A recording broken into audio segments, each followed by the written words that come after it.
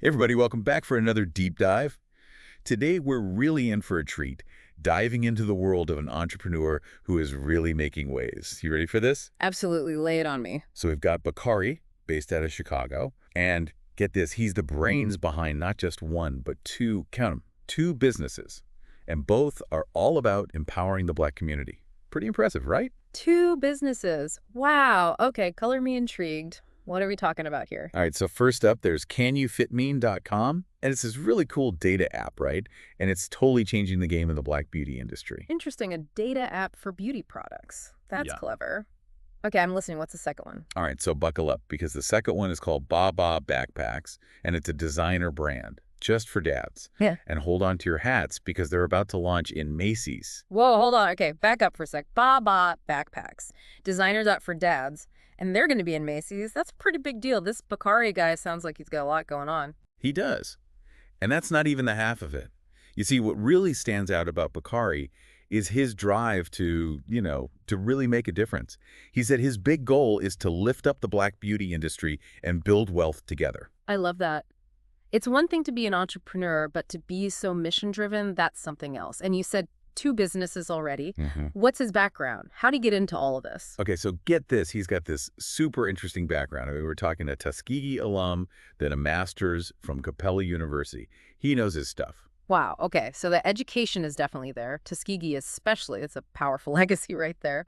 But how does that translate to running two businesses, especially ones as different as a tech startup and a fashion brand? Right, so it's not just the education. This guy's also been an IT consultant, a government contractor, even worked with nonprofits like the League of Black Women. I mean, talk about a diverse resume. Okay, now that is fascinating. It's like he's got all these different pieces of experience and somehow he's weaving them together to create these ventures. That's got to give him a unique perspective on things. He's not just a tech guy or a creative type. He's got a little bit of everything. And you can totally see how that all comes together when you look at, especially, this Baba Backpacks brand. I mean, first off, the name itself, I don't know about you, but when I hear Baba, it brings up this feeling. Totally. It's like a universal dad nickname almost. Warm, familiar, a little bit playful.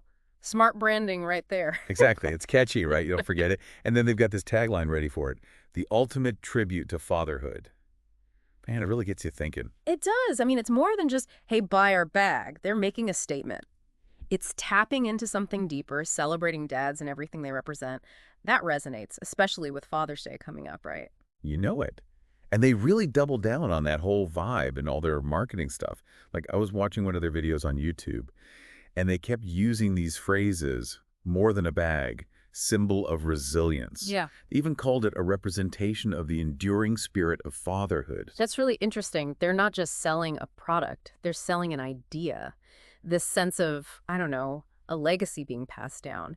And they're directly connecting that to Black fatherhood, which is powerful, especially in today's world. It's like it all goes back to his whole mission. Because whether it's canyoufitme.com, the app, or these Baba backpacks, they're both about empowering the Black community. One's about like economic empowerment, the other's about representation and changing the narrative. And the fact that Baba Backpacks is actually going to be in Macy's, man, that speaks volumes. Absolutely. It's proof that this isn't just some small-time operation. Bakari's building something real here, something that's resonating with people. And that Macy's deal, that's mainstream recognition right there. It's saying this brand, this message, it deserves to be on the big stage. And that's what's so exciting about all this. Because it begs the question, what can other entrepreneurs, especially those in the fashion world, learn from what Bakari's doing?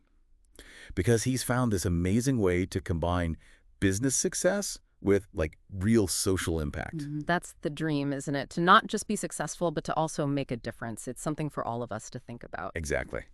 Well, that about wraps up our deep dive into the world of Bakari and his ventures. But hey, listeners, we want to hear from you. What do you think about all of this? Hit us up on social media.